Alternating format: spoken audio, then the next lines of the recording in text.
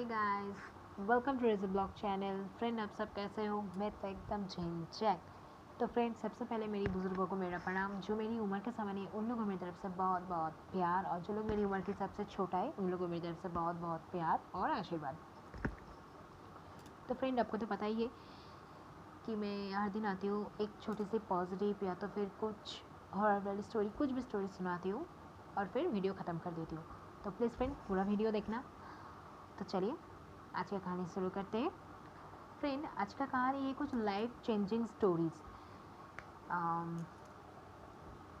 Life changing stories मतलब friend, ये कहानी सुनना तो कि शायद कुछ ना कुछ चेंज आप लोग कर पाओगे। तो चलो कहानी शुरू करते हैं। मैंने बहुत ज्ञान दे दी। तो फ्रेंड, एक दिन एक सन्यास एक राज्य के राजा के पास गई।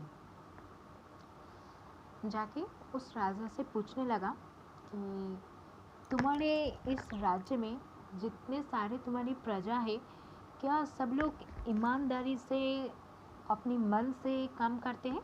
तो राजा ने कहा हाँ, यहाँ जो सब है, मेरे जो सारी प्रजा है, सब लोग हैं यहाँ ईमानदारी से और अपनी मन लगा के काम करते हैं। तो सन्यासी ने कहा नहीं, मुझे एकदम ही विश्वास नहीं होता। तो राजा ने कहा क्यों? सन्यासी ने कहा मैं तुम्हें दिखा दूंगी। फिर राजा ने कहा ठीक है, चलो अब सबका परीक्षा लो, मैं सबको बुलाती हूँ। फिर राजा ने उसके राज्य के सारी प्रजा को बुलाया और फिर उस सन्यास को कहा कि आप परीक्षा लो। तो फिर राजा परीक्षा लेने के लिए जब आया तो सन्यास ने कहा ठीक है।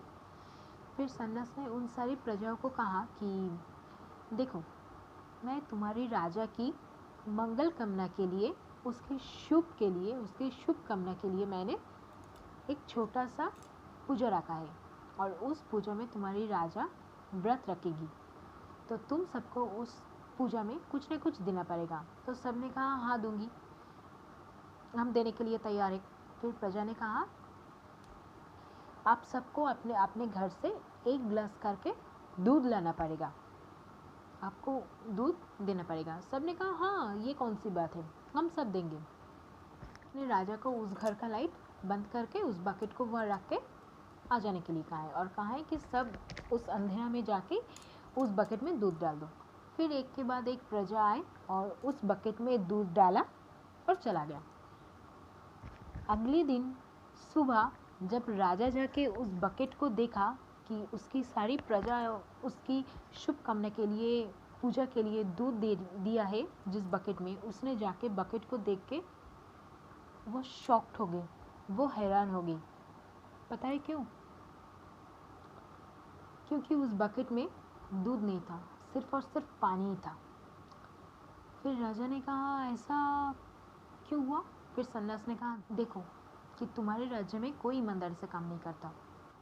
अगर सब ईमानदार होते तो सभी दूध लाते, लेकिन सभी ने मन ही मन में क्या सोचा कि सब तो दूध लाएंगे ही, अगर उन एक बकेट दूध में अगर मेरा एक गिलास पानी मिल जाए तो क्या होने वाला है। एक गिलास पानी अगर उतना दूध में मिल जाए तो कुछ नहीं होने वाला है, तो मैं पानी लाऊं। ऐसा सोच के सभी प्रजा ने पानी लाया, कोई भी दूध नहीं लाया, इसलिए वहाँ पूरा पानी से भरा था बकेट।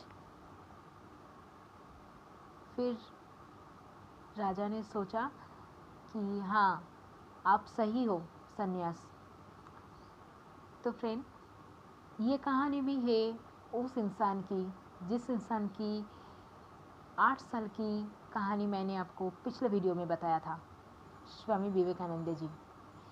उसके पास एक दिन एक आदमी आया था और उससे पूछा कि अगर हम हमारे जीवन में कुछ भी गलती कर ले तो उससे क्या होगा, एक छोटी सी गलती अगर हो जाए तो उससे क्या होगा। फिर स्वामी विवेकानंद जी ने उसको एक स्टोरी यानी एक कहानी के माध्यम से समझाया था।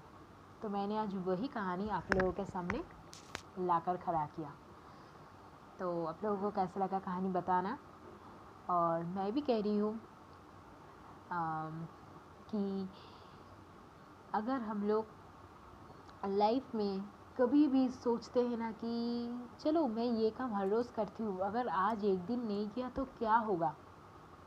कुछ नहीं होगा, कुछ नहीं आने जाने वाला है मेरा, बस एक दिन की तो बात है, चलो रहने दो, आज नहीं करूँगी, कल कर लूँगी।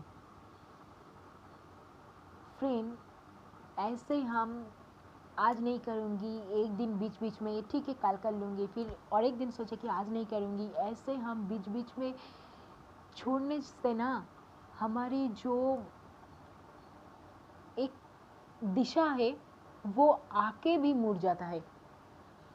वो दिशा, वो लक्ष्य हम पहुँचते पहुँचते भी हम घूम जाते हैं, उस दिशा तक हम पहुँच नहीं पाते। तो फ्रेंड, कभी भी ज़िंदगी में कुछ भी छोड़ना नहीं। मेरा मतलब है, अब जो कर रहे हो वो काम अब करो, मन लगा के करो, तो आपको ज़रूर एक ना एक दिन आप उस लक्ष्य में पहुँचोगे। तो आप लोगों को कैसा लगा प्लीज़ बताना। जो लोगों ने अभी तक मेरे चैनल को सब्सक्राइब नहीं किया प्लीज़ सब्सक्राइब कर देना विद नोटिफिकेशन बेल के साथ, ताकि मेरी हर एक कहानी की नोटिफिकेशन सबसे पहले आपके पास पहुंच जाए, आप लोग सबसे पहले देख सके। और लाइक डिसलाइक पूरा आपके ऊपर है, और कमेंट शेयर ये तो बनता है। तो चलो, सैनिटाइज़र लगाना, मास्क पहनना, बिना ज़रूरत के बाहर मत निकलना, नहीं तो कोरोना आ जाएगा।